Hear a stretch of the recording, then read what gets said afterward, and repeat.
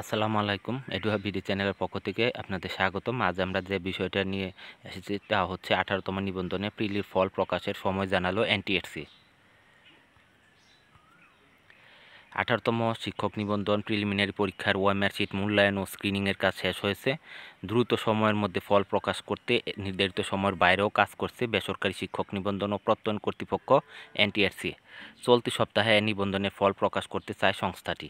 সোমবার ১৩ মে এনটিএসসির কর্মকর্তাদের সঙ্গে কথা বলে এসব তথ্য জানা গেছে।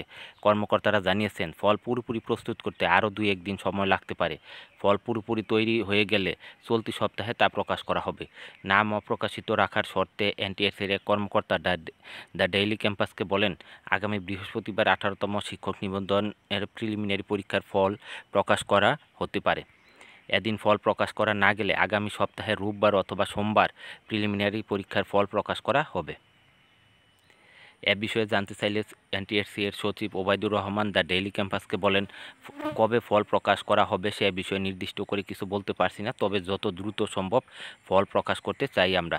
এর আগে গত 15ই মার্চ ১৮তম শিক্ষক নিবন্ধনে স্কুল সমপর্যায় ও স্কুল পর্যায় 2 এর প্রিলিমিনারি পরীক্ষা অনুষ্ঠিত হয়েছে। এদিন সকাল 9:30 থেকে 10:30 পর্যন্ত দেশের 8টি বিভাগের 24 জেলা শহরে এ পরীক্ষা অনুষ্ঠিত হয়।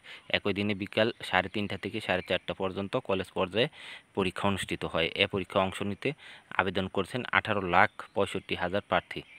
সকলকে ধন্যবাদ এতক্ষণ ধৈর্য সহকারে আমাদের এই ভিডিওটা দেখার জন্য। যারা এখনো আমাদের চ্যানেলকে সাবস্ক্রাইব করে নাই, প্লিজ সাবস্ক্রাইব করবেন, লাইক করবেন, কমেন্ট করবেন এবং শেয়ার করবেন।